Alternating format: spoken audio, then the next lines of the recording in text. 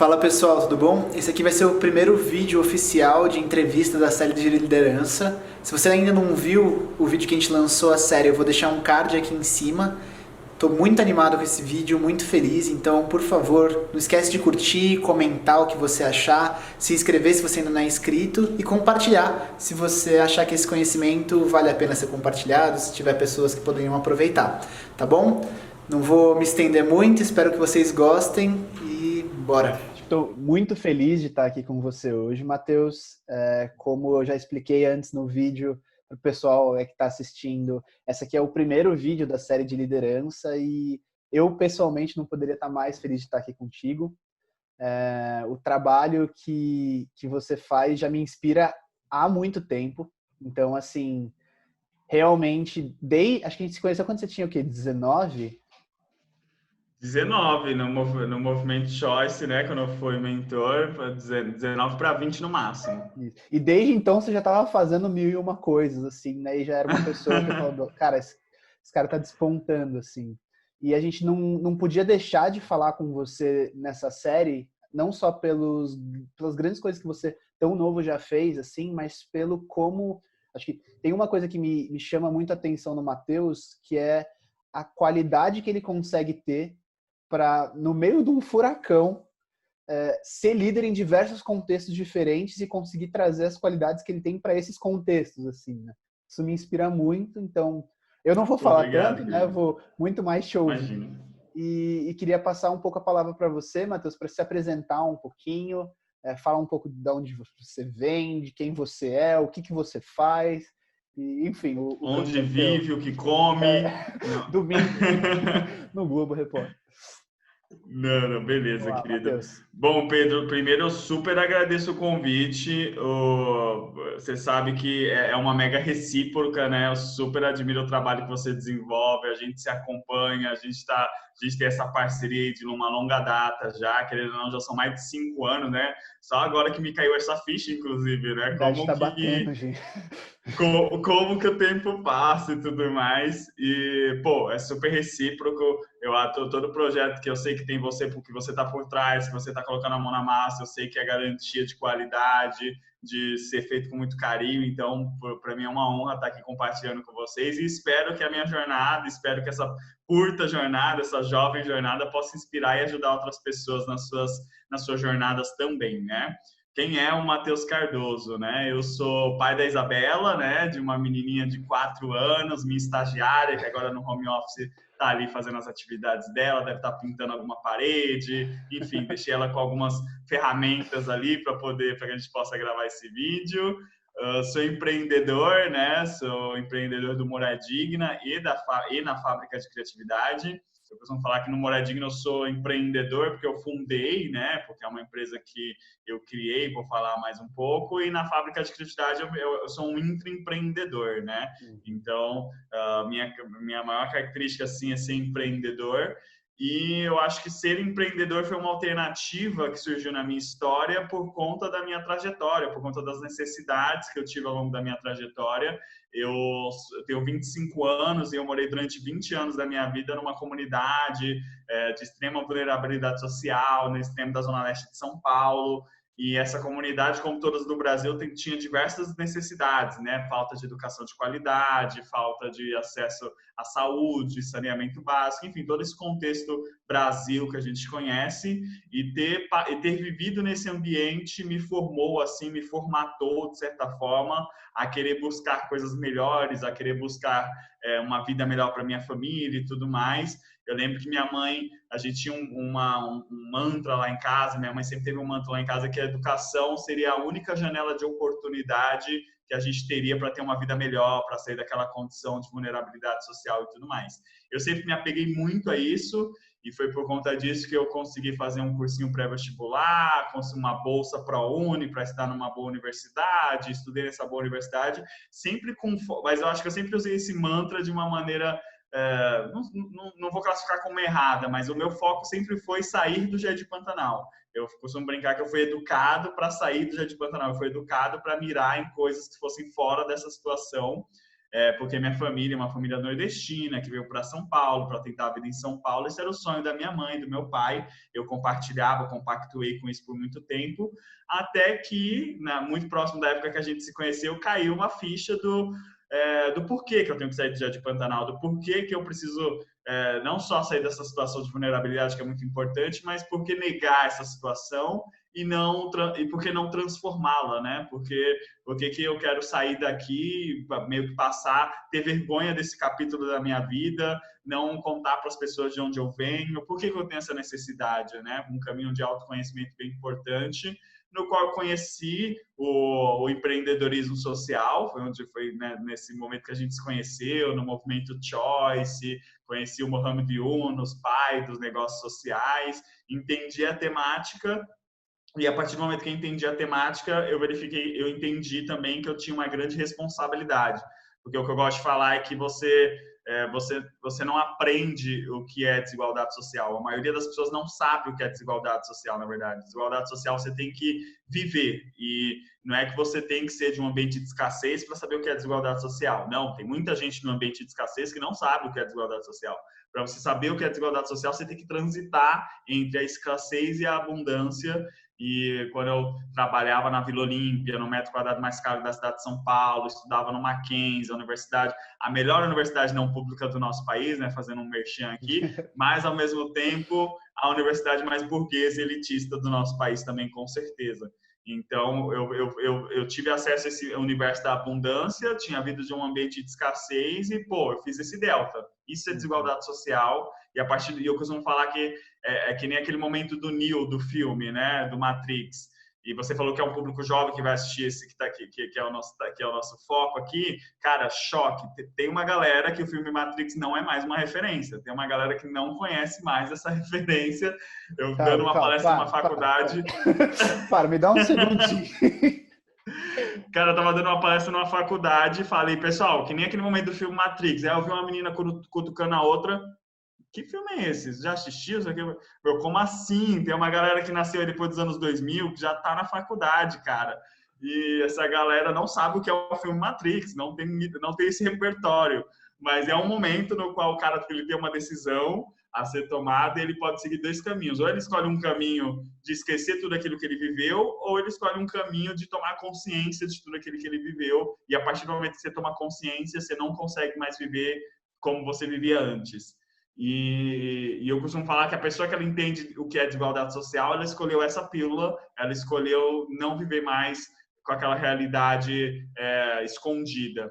E quando eu entendi isso, eu comecei a empreender o Morar Digna, que é um negócio social que a gente faz pequenas reformas nas comunidades de baixa renda para transformar a casa das pessoas num ambiente salubre, né? Por eu ter vivido muito tempo numa casa insalubre, eu sei o quanto isso é prejudicial para a vida das pessoas. E empreender no Moradigna. E aí, desde então, empreendo Moradigna, né? A gente vai fazer 4 anos empreendendo Moradigna, já são mais de 700 reformas realizadas, mais de 2.000 pessoas impactadas, mais de 2 milhões de reais em faturamento. É uma empresa que hoje é pequena, mas consolidada, a gente tem planos de crescimento. Então, esse é o Matheus, né? Além disso, sou libriano, casado, já falei da minha filha. Acho que de história e de contexto, esse sou eu. Nossa, só isso, amigo? Só isso. Mas é muito engraçado, assim, né? Que você estava falando e algumas coisas foram chamando a minha atenção, assim, né? Esse fato de que teve sempre acho que uma presença muito forte em casa, ajudando e incentivando, né? Querendo não para uma direção. Sim. Uma ação muito forte sua de reagir a isso, assim, né? Então, de buscar também, se colocar para fora. E depois também um momento de reflexão em relação a tudo isso que você tinha vivido de, calma, mas por quê? Né? E é muito engraçado, porque o assunto que a gente está conversando um pouco sobre é liderança, assim, né? E acho que uma das principais características do líder é perceber esse momento em que, calma aí, por quê? Né? E reconsiderar, né? Eu lembro que foi um momento. Tem os momentos da vida assim tradicional, né? Numa linha do tempo que você passa por esses momentos, que é quando você vai decidir ali tua carreira, no auge dos seus 17 anos, né? No auge dessa maturidade, você tem que escolher uma carreira que você vai seguir pro resto da vida, tal. Esse é um momento que você para e pensa. depois, assim, depois de um tempo de carreira, às vezes você passa por outra reflexão desse tipo. Então, eu acho que todo mundo tem esses momentos na vida e eu acho que o que faz a diferença é o como você lida com esse momento, né? O quanto você está preparado para ressignificar na sua vida, porque no meu caso, eu fui criado a vida toda com esse drive. Cara, estuda que a caneta é mais leve que a pá e estuda que assim a gente vai conseguir sair daqui. E esse é nosso objetivo, ponto e acabou. E aí, do nada, cara, não é nada disso. A Matrix é outra. Putz, o que eu quero da vida é outra coisa. E agora? Quem sou eu, né? Você começa a se questionar essas coisas. E eu acho que o papel da liderança não que eu faça isso da melhor forma possível, né? Eu acho que tudo tem tudo tem espaço para melhoria. Mas o papel da liderança é você primeiro tomar essa consciência e ter a humildade de tomar essa consciência, né? Porque eu acho que o maior perigo é você, quando passar por situações como essa, querer se apegar por conta de da zona de conforto, que é gostosinha, que é quentinha, tudo mais, quer ficar ali por não querer admitir para as pessoas que tudo que como você viveu até ali, de certa forma, não faz mais sentido para você. Então, acho que o líder tem esse papel de tomar esse papel, ter essa consciência e depois essa consciência, essa humildade para, bom, voltei para estaca zero num certo ponto e agora tem novas coisas a serem feitas. E, cara, e esse processo de virada de chave para você, assim? Acho que você passou um pouquinho por cima dele, assim, né? Beleza, tinha alguns estímulos, você também fez engenharia civil, né? Fiz engenharia se eu não civil, me engano. Então, também um pouco sim, conectado com isso e tudo mais. Quando que foi esse estalo, assim? Como que foi esse processo para você?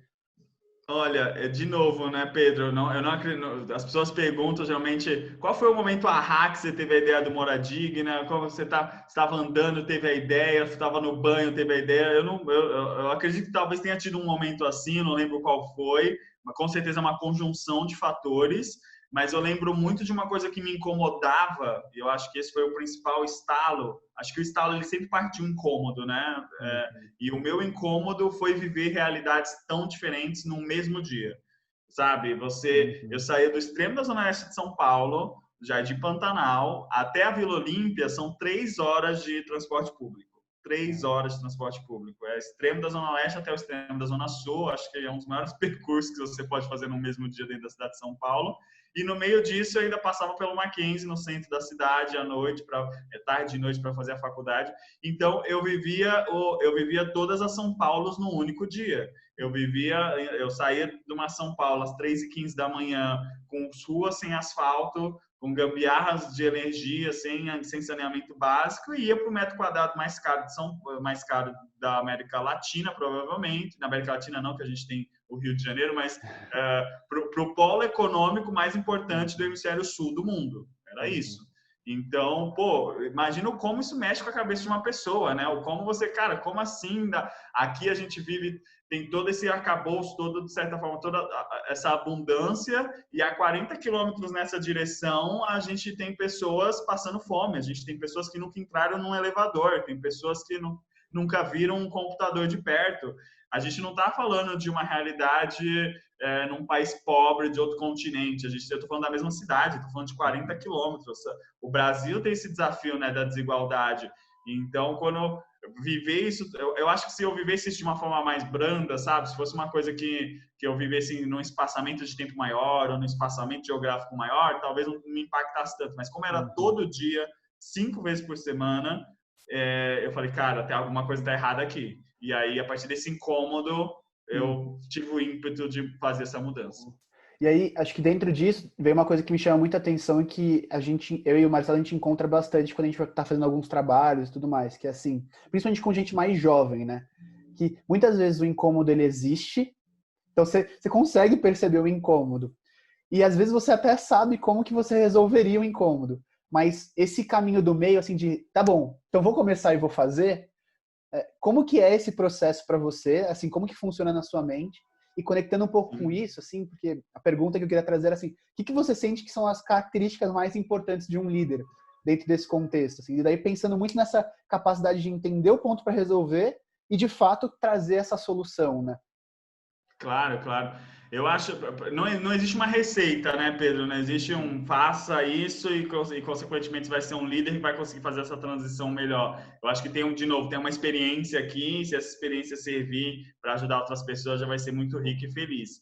Mas na minha concepção, a nossa geração é a geração que mais tem esse comportamento que você falou. Enxerga o incômodo, fica muito aflorado com esse incômodo e sabe o que tem que ser feito, só que muitas vezes para aí. Muitas vezes para aí. A nossa geração não tem essa característica, é uma característica perigosa, assim. As gerações anteriores não chegavam a ter esse incômodo, a gente já conseguiu evoluir de ter esse incômodo. As gerações que vêm depois da nossa conseguem agir dentro desse incômodo de uma maneira mais natural. Mas a nossa foi essa geração de transição, assim.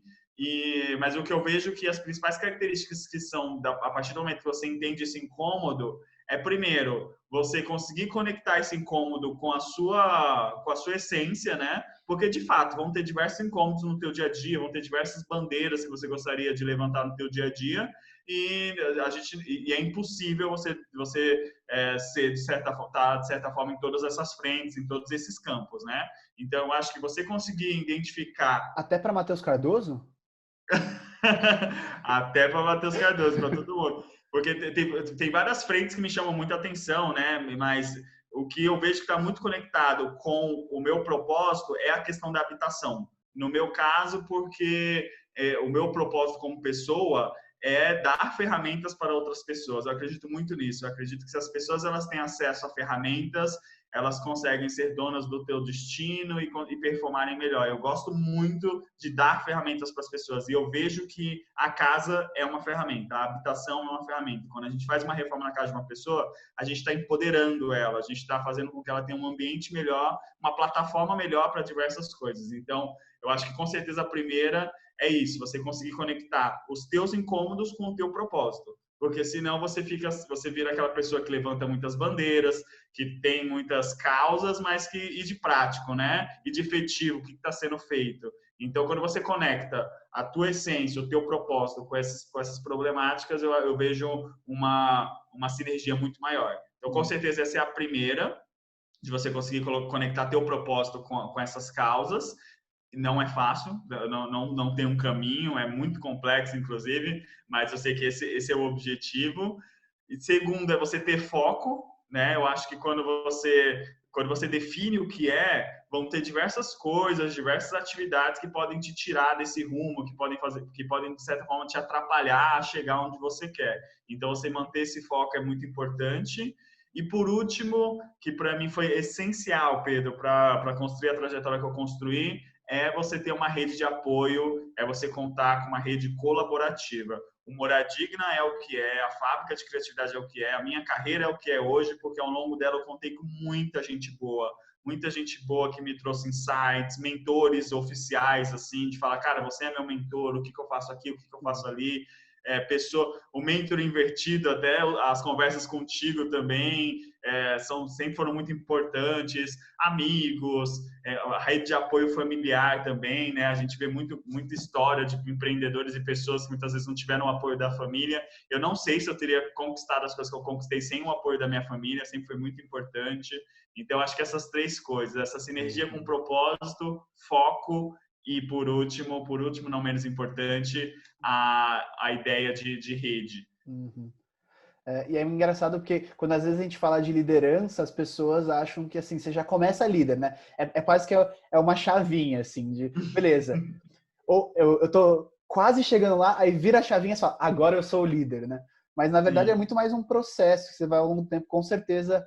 O Matheus que começou o Moradigna não é o mesmo Matheus de agora, né? O Matheus que entrou na fábrica de criatividade não é o mesmo Matheus de agora, e esse processo você vai aprofundando, assim, né?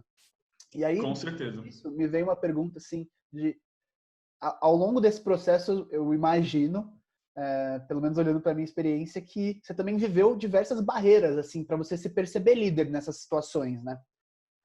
O que você sente que são, assim, quais foram essas barreiras para você? E quando você olha hoje para os outros jovens, para outras pessoas meio que na nossa faixa de idade, ou até em outros lugares, o que você vê que são as barreiras que mais seguram as pessoas de se perceberem, tipo, não, eu sou líder sim, eu posso fazer as coisas. Bom, respondendo a tua pergunta, Pedro, eu acho que as principais barreiras com certeza estão relacionadas a habilidades emocionais, né? Porque cada vez mais a gente tem curso de liderança, a gente tem checkpoints para liderança, a gente tem habilidades que os líderes precisam ter, e pelo menos as principais barreiras que eu enfrentei estavam sempre relacionadas a habilidades emocionais, né? Porque, inclusive, isso pode ser uma característica muito, muito da minha trajetória, mas eu acho que as outras competências você literalmente desenvolve fazendo, você desenvolve na prática, você tem cursos, você tem diversas possibilidades que podem te suportar nisso. Agora, habilidades emocionais de lidar com outras pessoas, eu acredito que é uma dificuldade, é o mais difícil de ser desenvolvido, pelo menos na minha concepção. Então, olhando para o Matheus das primeiras etapas e para o Matheus de agora, eu vejo que eu evoluí e cresci muito, tem muito a crescer, tem muito a evoluir ainda, mas eu evoluí e cresci muito nesses aspectos de liderar outras pessoas, de lidar com outros seres humanos. Porque, inclusive, eu sou de exatas, eu sou dos números, eu sou das tabelas, eu nunca tive desafio nenhum com as coisas que eu consigo controlar. Agora, pessoas sempre foi, e inclusive sempre foi o meu calcanhar de Aquiles, assim, no sentido de feedback que eu recebia. Matheus, você precisa lidar melhor com as pessoas não são números, as pessoas não, você não pode colocar todo mundo no mesmo saco, tem sentimentos diferentes, tem expectativas diferentes, e isso foi uma desconstrução que eu tive que fazer comigo mesmo. Eu não conseguia aceitar, de certa forma, isso. De que, por que eu tenho que lidar com um funcionário de uma forma assim, eu não posso lidar da mesma forma com outro funcionário? Por que eu tenho que tratar os stakeholders de maneiras diferentes? Por que cada um tem... E aí, quando eu entendi, né, que no final do dia, quando a gente fala de gestão de pessoas, a gente está falando do 8º estado da arte, literalmente isso, não tem uma fórmula pronta, mas de que, por mais que não tenha uma fórmula pronta, eu acho que o mais rico nesse processo e a principal barreira que a gente tem que quebrar é a barreira da escuta ativa, né? De literalmente você estar ali, não só ouvindo as pessoas, mas escutando, né? A diferença, o ouvir é entrar por um ouvido, sair pelo outro. O escutar é, de fato, você estar ali entendendo qual que é aquela necessidade e assumir a responsabilidade de que você, como líder, tem que abarcar aquela necessidade, né? Eu tinha muito, Pedro, isso foi uma coisa que explodiu a minha mente, mas eu tinha muito na minha cabeça, assim, de que, Pedro, você trabalha comigo, você chegou aqui para trabalhar comigo, o Pedro pessoa ficou lá fora, e aqui dentro o Pedro profissional, eu preciso que você desenvolva, não me interessa como é que está a tua vida lá fora, eu quero o Pedro a 100% aqui dentro, entregando resultado. Eu sempre fui esse trator, sabe? Eu sempre tive essa característica de trator, e isso prejudicou muito alguns relacionamentos que eu tive na minha carreira, prejudicou relações, prejudicou, consequentemente, resultados, até que eu falei, as coisas não podem ser assim, como que eu mudo isso, né? Como que eu venho mudando isso? É uma mudança a longo prazo, mas tenho percebido cada vez mais que o Pedro é uma pessoa única, o Paulo, que trabalha comigo, é uma pessoa única, a Josiane, que trabalha comigo, é uma pessoa única. Então, eu não posso fazer essa divisão e eu tenho que conseguir abarcar todas as necessidades daquela pessoa, porque isso é a liderança, né? A liderança é você conseguir fazer com que as pessoas performem no seu maior potencial possível. E se você consegue fazer isso, você está sendo um bom líder. E não tem como você fazer isso só considerando as entregas do trabalho do Pedro, só considerando o Pedro profissional. Entender isso foi uma quebra de paradigma para mim e, com certeza, a principal barreira para ser um líder cada vez melhor. Totalmente. Nossa, que aula, hein, amigo? Sensacional. É muito engraçado, assim, porque quando a gente começa a interagir com outras pessoas, é muito fácil da gente querer passar os nossos padrões por elas, né? Porque, querendo ou não, a forma que a gente vê a vida é a forma que a gente se interage com ela, né? E acho que o primeiro impulso é realmente assim, se eu tenho essa simplicidade de virar a chavinha, tô no trabalho, virar a chavinha, tô na minha vida pessoal, eu espero que as outras pessoas também consigam ter isso, né? Eu acho muito legal que você trouxe muito de um lugar de isso é um processo, né? De você ir se descobrindo assim, entendendo que você está interagindo. entendendo que você não quer continuar fazendo dessa maneira e que outra maneira pode ser mais benéfica, ajudar mais, enfim. Sim, Então, e por isso que é uma jornada individual, né, Pedro? Porque no meu caso foi isso, mas eu conheço os líderes que tiveram um desafio totalmente oposto. Eram pessoas que conseguiam, que tinham essa escuta e por ter essa escuta muito aflorado, acabava misturando muito o trabalho com problemas pessoais, com questões de fora daquele contexto, e aí não conseguia, de certa forma, entregar resultados por conta disso. Então, esse líder teve que fazer um caminho inverso, né? Como que eu entendo, como que eu abarco as necessidades profissionais das pessoas, como que, apesar dos seres complexos que estão sobre a minha gestão, eu consigo incutir que tenham metas profissionais, essas metas profissionais sejam alcançadas. Então, eu acho que o grande aprendizado com certeza, você, como líder e como pessoa, tem coisas a desenvolver.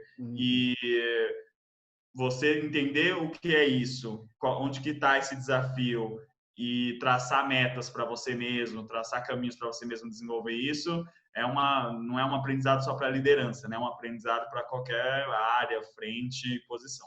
Total. Eu gosto de brincar que, assim, se as pessoas elas lidassem com o próprio desenvolvimento da mesma forma que elas lidam traçando estratégia para a empresa, talvez a gente já estaria em outro nível de desenvolvimento. Assim. Nossa, total, né? Muito legal. É bem isso mesmo, total. E acho que agora, amigo, até passando já um pouco mais para o final da conversa, já endereçando um pouco, assim, você falou muito sobre alguns processos da sua vida em relação a pontos que você realmente mandou muito bem e isso gerou grandes resultados, e acho que um pouco da sua personalidade, como que ela está conectada com essa carreira animal que você está conseguindo trilhar e traçar para você, e ao mesmo tempo também um pouco das sombras dessas suas capacidades que também trouxeram momentos um pouco difíceis, assim. E aí, acho que nessa penúltima pergunta, o que eu queria explorar um pouco é assim, qual que é, acho que o seu maior medo como líder? Ótima pergunta, Pedro. Com certeza, o meu maior medo como líder é não conseguir ser a referência que as pessoas precisam. E isso não quer dizer que o líder ele tem que ser o ser perfeito no qual está todo mundo se espelhando, né? Isso é impossível. O líder, eu acho que um movimento que a gente tem visto da liderança nos últimos anos, inclusive, a gente veio de um movimento assim, de que o líder tinha que ser o suprassumo, a pessoa perfeita. A gente já passou por um momento da história que isso era valorizado, só que cada vez mais a gente valoriza o líder humano, né? O líder que a gente vê que erra também, o líder que está ali disponível para errar literalmente e aprender com esses erros e se desenvolver e ter uma gestão compartilhada com as pessoas. Eu acho que a gente passa por esse momento agora, mas eu acho que nesse momento eu tenho muito, o meu maior medo, passando pela transição dessas duas questões, é de não conseguir ser a referência que eu preciso ser para aquela pessoa, para aquele liderado. E quando eu digo isso de forma específica, é que cada pessoa tem sua necessidade, cada pessoa tem seus parâmetros, e eu acredito muito num mantra que é um clássico, né, de que a palavra ela ensina, mas o exemplo ele arrasta, né? Então, se você quer que seus liderados sejam pessoas que tenham uma escuta mais ativa, você precisa ter uma escuta mais ativa. Se você quer que seus liderados tratem bem os clientes, as pessoas com quem elas interagem, eles têm que ser tratados bem pela liderança. Isso tudo é super importante. Então, e aí, por ser essa pessoa que falha, por ser esse líder que falha também, como que a gente faz para ser essa referência e mostrar que a falha faz parte do processo, né? De que o erro faz parte da jornada, de que mais vale você errar e corrigir rápido do que você ter o medo de errar e não conseguir avançar nas frentes. Então, eu acho que todos os outros exemplos, eles são mais fáceis de você demonstrar e, consequentemente, inspirar as pessoas. Agora, esse do erro é muito difícil. Eu estou aprendendo ainda, eu não sei qual que é a fórmula de como mostrar para as pessoas de que o erro é importante, de que o erro faz parte da jornada e de que os líderes ele é humano a partir disso. Não conseguir passar essa mensagem é meu principal medo. Uhum. Nossa, muito massa, assim. Ainda mais vindo desse mundo de negócios, assim, né, da figura do líder como o herói mesmo, né? Aquela coisa heróica de não tem o calcanhar de Aquiles, ele é o Aquiles como um todo, tem o calcanhar, assim, não tem fraqueza, né? E eu acho que caminhando agora para um mundo em que as coisas estão muito mais humanas, eu arriscaria dizer assim, né?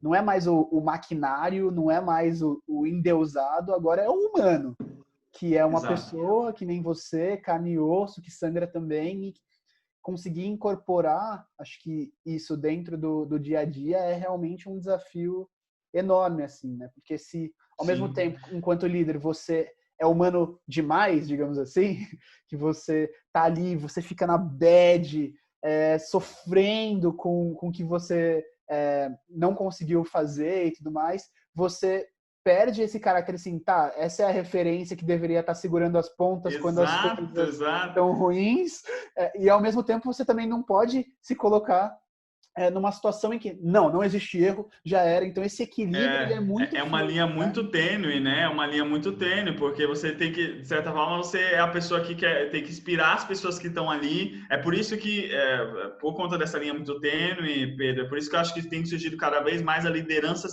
situacional, né? A liderança por situação, que literalmente eu posso por eu não estar, por eu não ser a pessoa mais bem preparada naquele momento, não quer dizer que não quer dizer que eu tenho que ser líder, né? Por isso que a gente tem, inclusive, a diferença hoje em dia de chefe e de líder, né? De cargo e de líder. Uma coisa é você ser diretor, outra coisa é você ser líder daquelas pessoas naquela diretoria.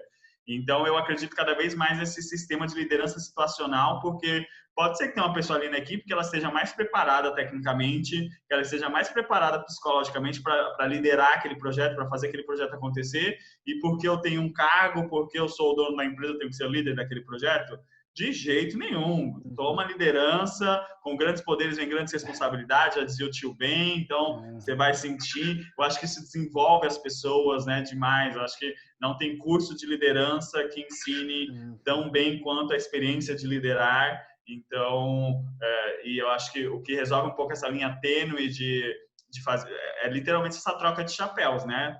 O líder não é um cargo, o líder ele é uma situação e quanto melhor você performa naquela situação, mais você se desenvolve e desenvolve as pessoas que estão ao seu redor. E é muito legal porque é aquela diferença entre o ser líder e o estar líder dentro das situações, né? Então, uma Sim. coisa muito mais estática, você tem que ser para sempre. Outra coisa é entender que cada situação tem a sua própria necessidade e que o simples fato de você estar atento a isso já é também uma característica de liderança, assim, né? O que essa situação pede?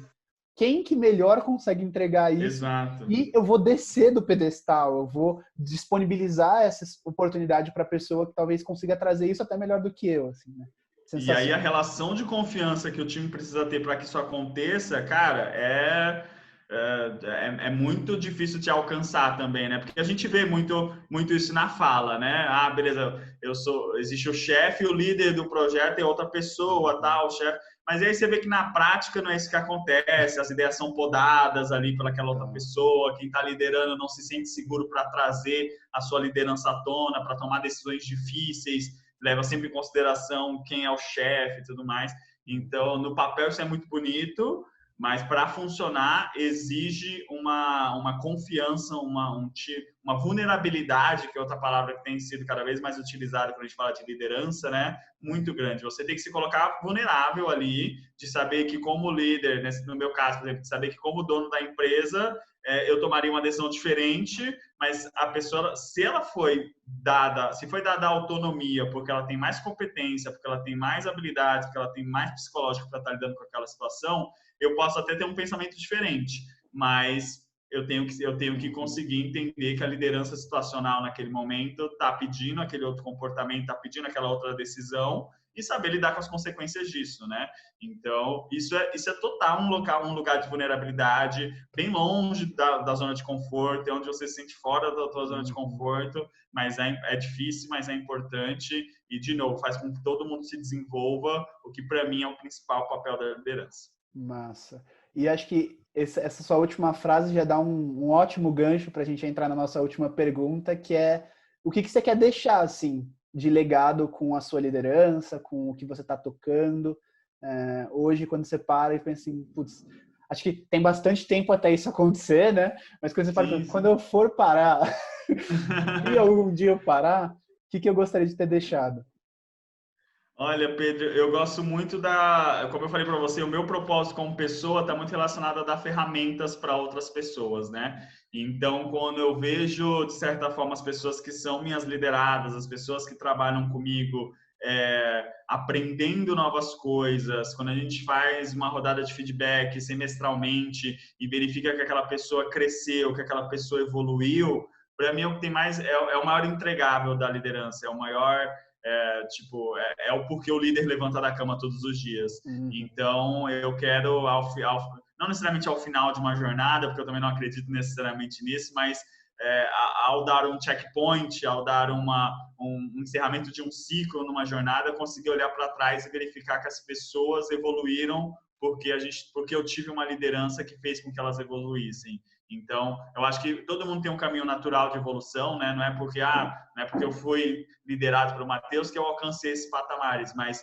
se eu puder enxergar naquela trajetória características que foram desenvolvidas durante os nossos projetos, habilidades que foram desenvolvidas, mindsets que foram desenvolvidos porque estávamos trabalhando nesse novo modelo, nesse modelo que a gente tem, eu vou ficar muito feliz. Então, conseguir olhar para trás e ver que as pessoas se desenvolveram por conta dessa liderança, são líderes por conta disso também, para mim vai ser muito gratificante. Massa, Matheus. Tá aí. Um papo muito bom. Acho que a gente deve ter aí uns Muito, 40 muito. minutos. Matheus, muito obrigado, cara. Eu acho que se você tinha a expectativa no começo da conversa, que essa conversa fosse ajudar outras pessoas, eu te dou aqui a minha validação de que, olha, cara, Boa, já ajudou pelo menos uma pessoa, que sou eu. boa, boa, Então, boa. muito obrigado pelo tempo.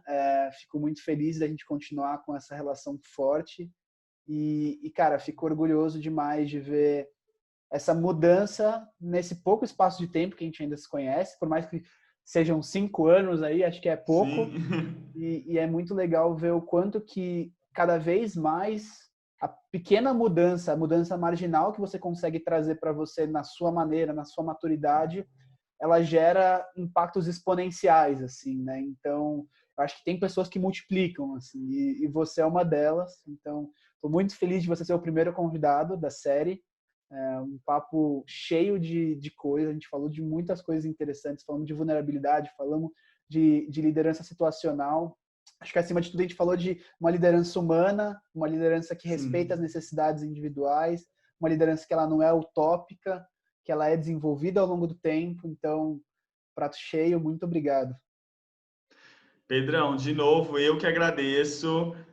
Para mim foi um papo super gostoso, super fluido, me levou para memórias, para situações que são super quentinhas aqui dentro também. Então, foi super gostoso. É sempre um prazer estar contigo, é sempre um prazer compartilhar a nossa experiência. E toda vez que você precisar, você sabe que você tem um parceiro aqui desse lado. Conta comigo sempre, com certeza. Espero que esse vídeo, tenho certeza que esse vídeo vai ajudar outras pessoas também e que o canal, o trabalho que vocês estão desenvolvendo tem muito potencial, já está entregando muito potencial, pode ter certeza disso. Boa. Um abração, cara, e valeu.